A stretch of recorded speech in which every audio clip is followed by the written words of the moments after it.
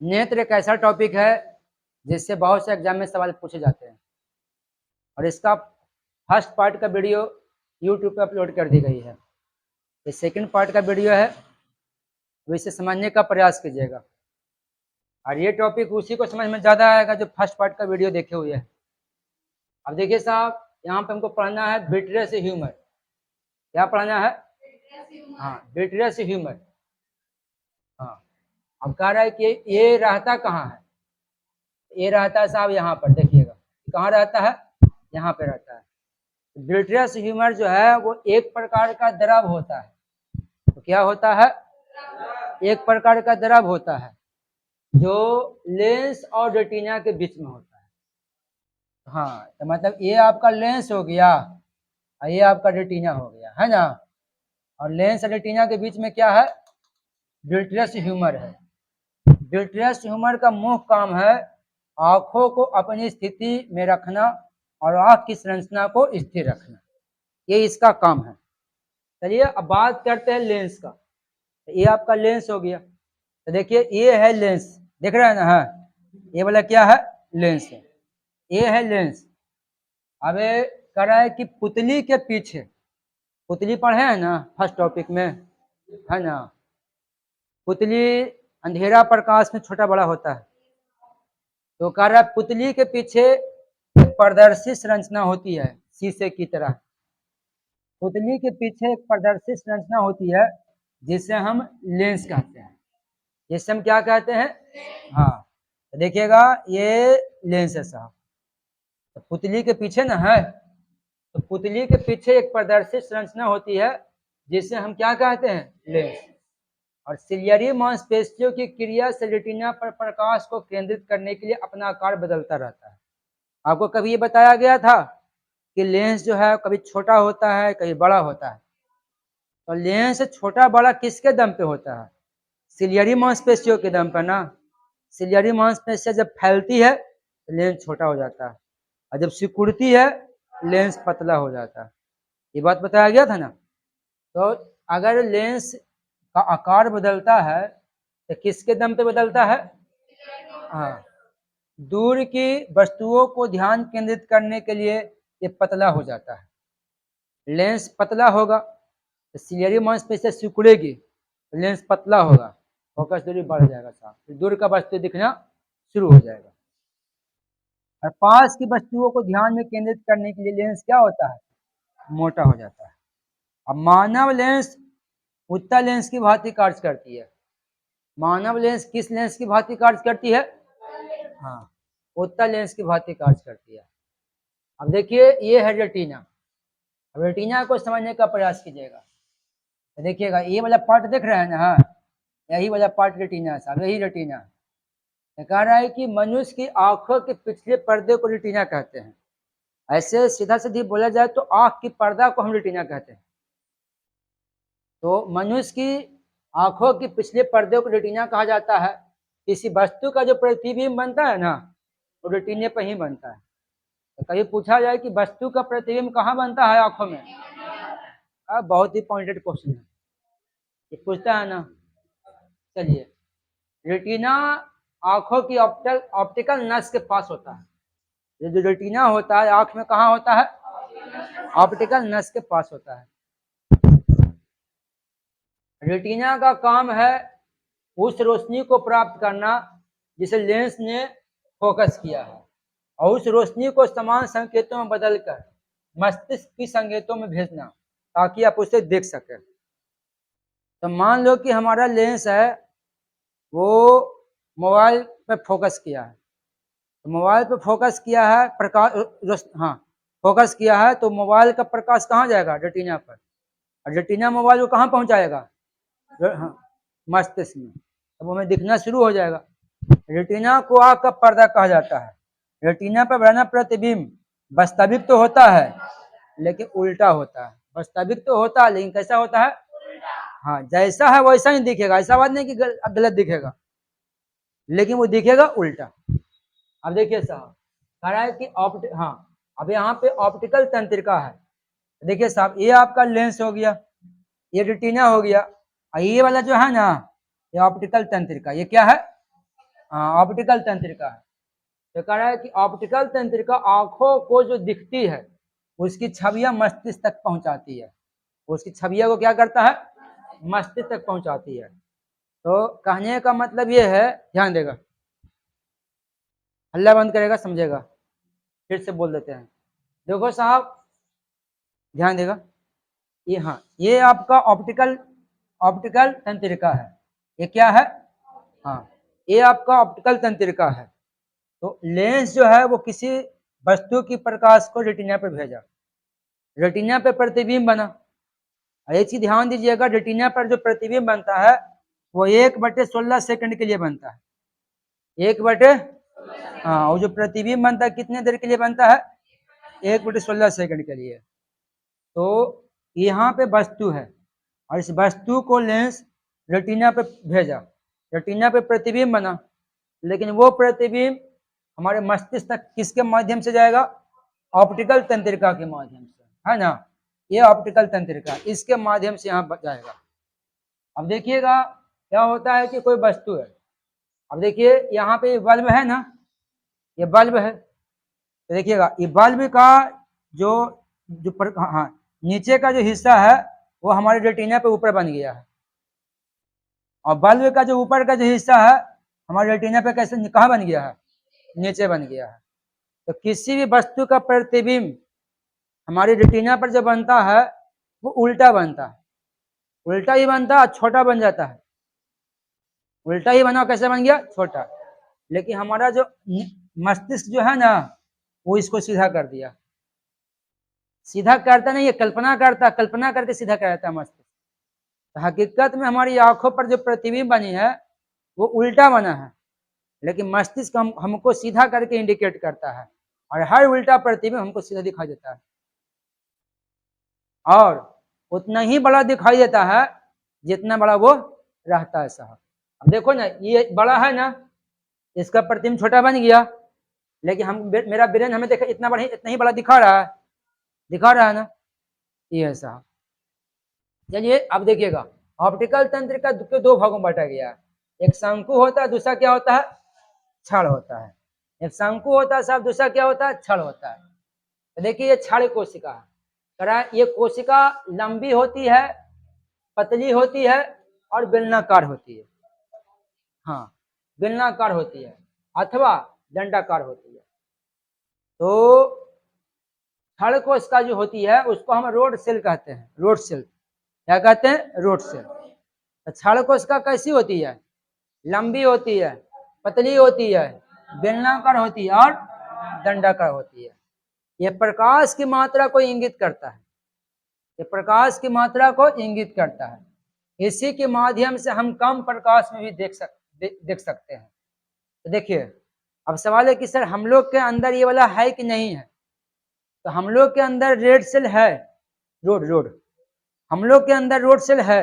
अगर हम मानव है ना, तो हम मानव के अंदर रोड सेल है, लेकिन कम मात्रा में, कम मात्रा में है। अगर किसी इंसान के नेत्र में रोड सेल ज्यादा रहेगा ना, अगर किसी इंसान के नेत्र में छाल कोशिका या रोड सेल ज्यादा रहेगा ना, तो वो इंसान रातों में देख लेगा, वो रातों में देख लेगा। लेकिन इंसानों में रोड सेल कम होता है, यही कारण वो रात में दिख तो लेता है लेकिन कम दिखता है। बोलिए कैसे रात में देख लेता है, कैसे है ना जी, थोड़ा सा तो है ना। इंसान को रात में कब दिखाई नहीं देता, जब उसमें रोड सेल जीरो रहता। लेकिन नहीं, इंसानों की आंखों में रोड सेल है लेकिन कम मात्रा में है, इंसान को रात में कम मात्रा में दिखाई देता है। लेकिन यही जो उल्लू जो होता है ना, उल्लू में रोड सेल ज्यादा होता है, उल्लू में छड़ कोशिका ज्यादा होती है। उल्लू के दृष्टि पटल पर बड़ी संख्या में रोड सेल होते हैं, जिसके कारण इसकी रात की दृष्टि काफी तेज होती है। तो अगर उल्लू रात में देख लेता है, उसका पीछे का रीजन क्या है, तो अगर उल्लू रात में देखता है, इसका मतलब यह है कि उल्लू में या उल्लू के दृष्टि पटल पर जो छड़ कोशिका है या जो रोड सेल है वो अधिक मात्रा में है, यही कारण उल्लू रात में देख समझे बात को? चलिए अब आगे। अब है शंकु कोशिका। अब देखिए कह रहा है शंकु कोशिका ऐसी कोशिका है जो छोटी और मोटी होती है अथवा जो शंकुआकार का होता है, इसे कोन सेल कहते हैं। इसे क्या कहते हैं? कोन सेल कहते हैं। ये शंकु के आकार का होता है ना।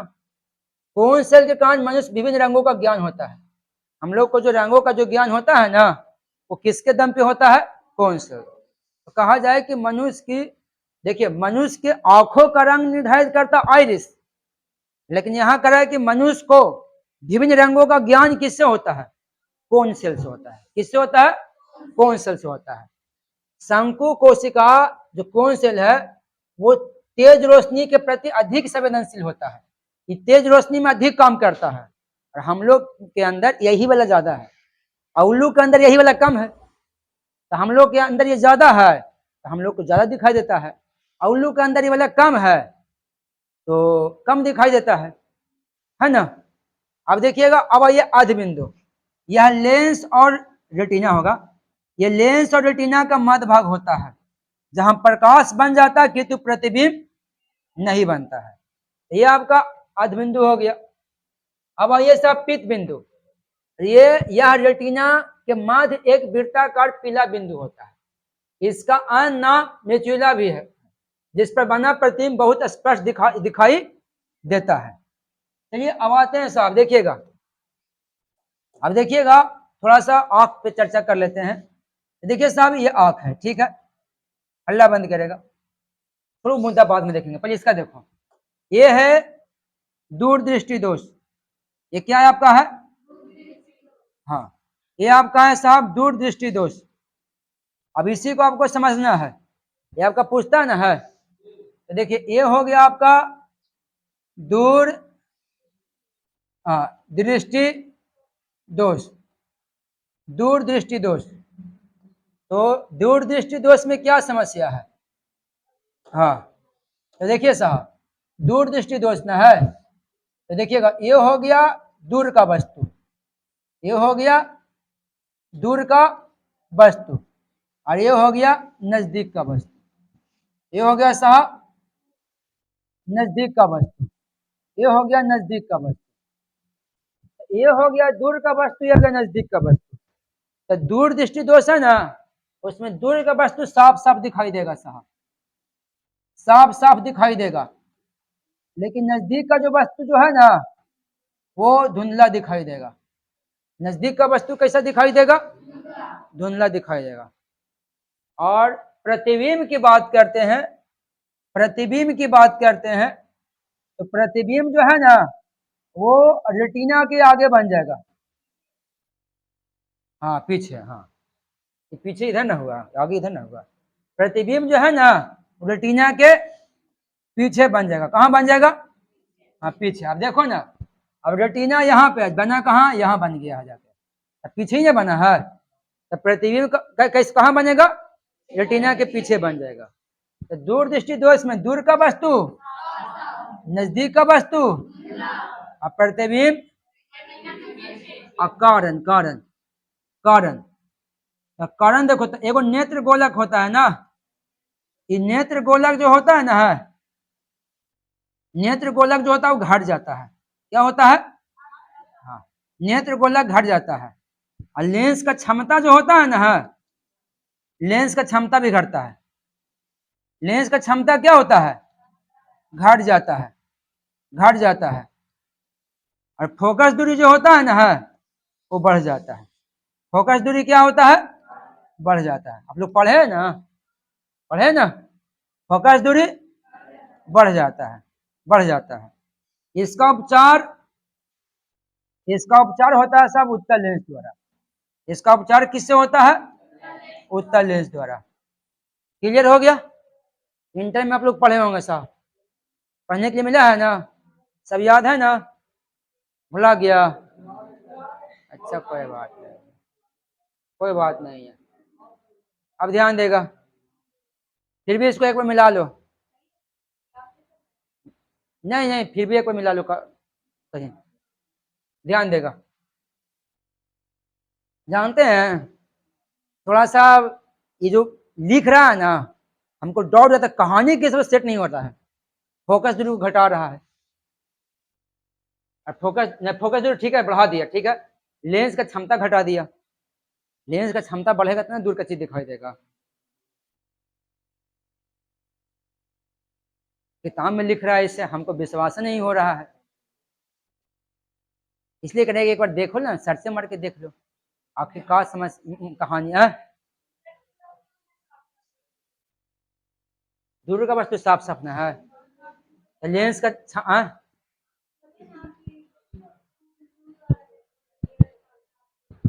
दूर का साफ साफ देखा तो लेंस का क्षमता बढ़ेगा ना।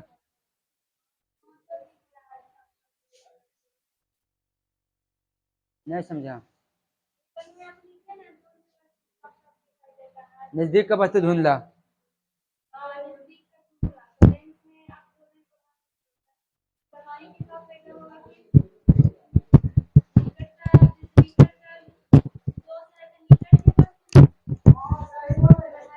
सही है।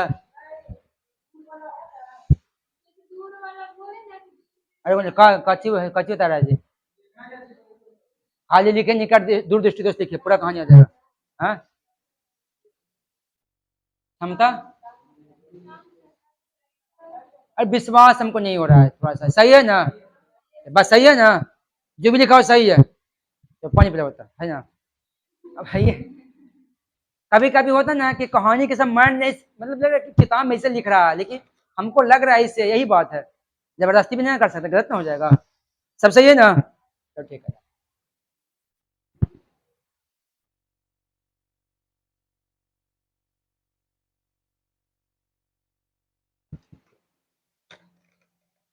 चलो साहब, क्लियर है ना पूरा। अब आओ दूर दृष्टि दो, दूर तो होना गया। अब आओ निकट दृष्टि दोष, ध्यान देगा जी, ये हो गया आपका निकट दृष्टि दोष, ये हो गया निकट दृष्टि दोष। देखो जो निकट दृष्टि दोष होता है ना, है उसमें हो गया साहब दूर का वस्तु, दूर का वस्तु, और दूसरा क्या, नजदीक का वस्तु, नजदीक का वस्तु, नजदीक का वस्तु, यही ना है। तो देखो निकट दृष्टि दोष जो होगा ना, उसमें दूर का वस्तु धुंधला दिखाई देगा, दूर का वस्तु, लेकिन नजदीक का वस्तु जो है ना वो साफ साफ दिखाई देगा। लिखा गया, साफ साफ दिखाई देगा, है ना। चलिए अब आगे प्रतिबिंब की बात करते हैं कि प्रतिबिंब कहाँ बनेगा, प्रतिबिंब कहाँ बनेगा, तो रेटिना के आगे, रेटिना के आगे, रेटिना के आगे प्रतिबिंब जो है ना वो रेटिना के आगे बनेगा साहब।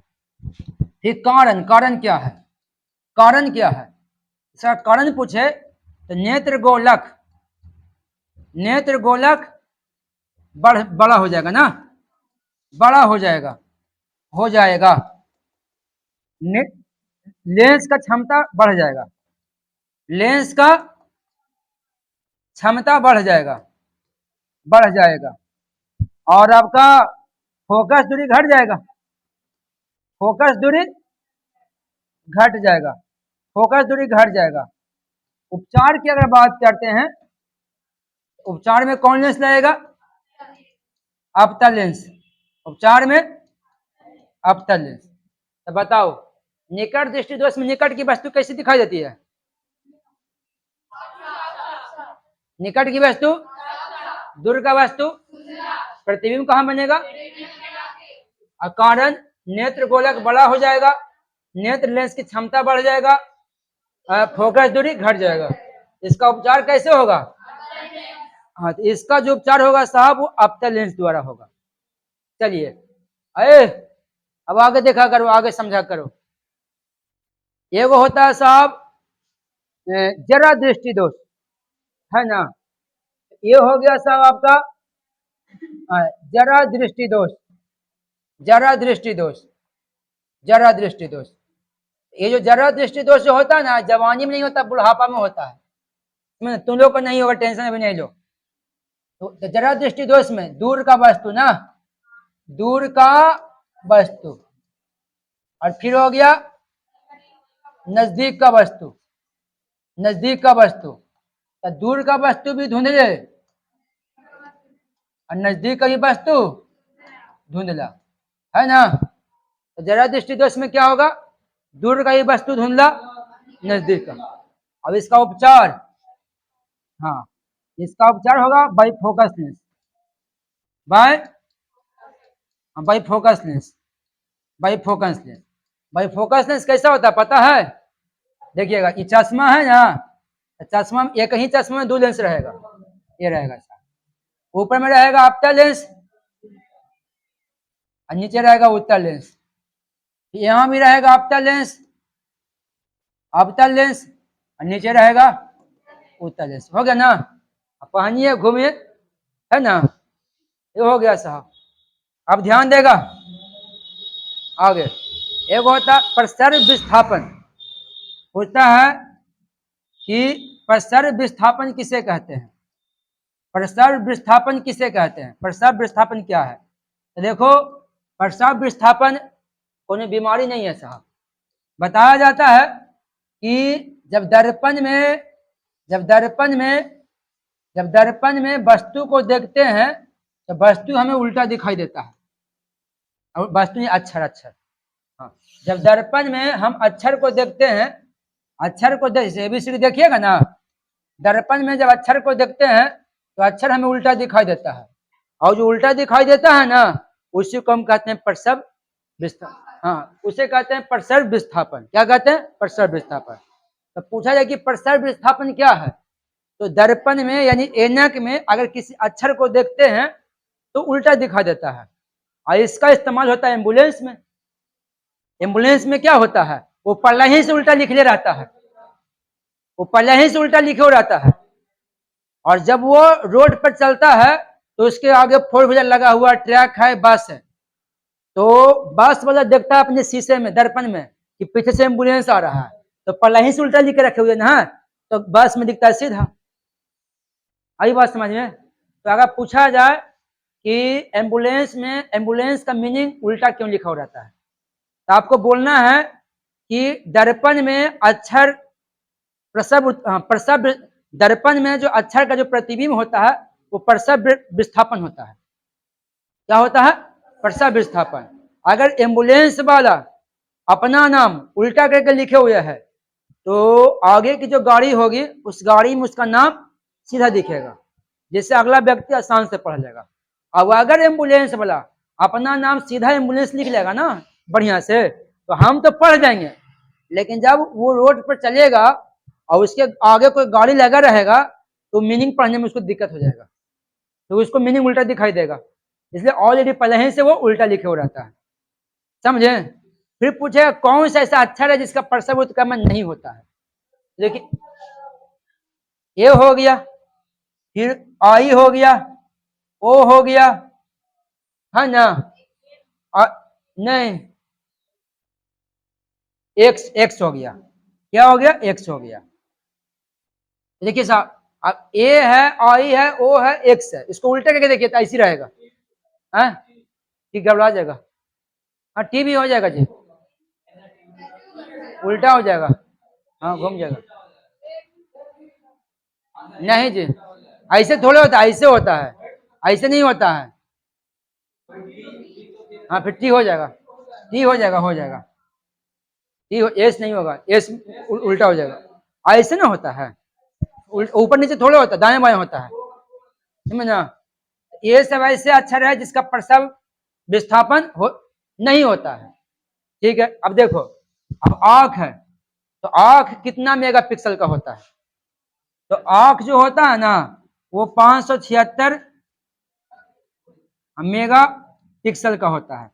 तो आंख कितना मेगापिक्सल का होता है, 576 का होता है। और देखो स्पष्ट दर्शन का जो न्यूनतम दूरी होती है, स्पष्ट दर्शन का जो न्यूनतम दूरी होती है वो 25 सेंटीमीटर होता है साहब। मतलब 25 सेंटीमीटर से भी के बाद अगर देखिएगा ना तो आपको धुंधला दिखाई देगा। और अधिकतम दूरी पूछे ना तो अनंत होता है। अधिकतम दूरी क्या होता है, अनंत होता है, मतलब कोई सीमा नहीं है। तो स्पष्ट दर्शन का न्यूनतम दूरी कितना होता है, तो 25 सेंटीमीटर होता है। अधिकतम दूरी कितना होता है? अनंत होता है। हो गया ना? चलिए एक और होता है साहब, एक होता है स्पष्ट दर्शन। हमसे पूछता है कि स्पष्ट दर्शन क्या, यही ना है जी? स्पष्ट दर्शन यही नहीं बताया गया था आप लोग को?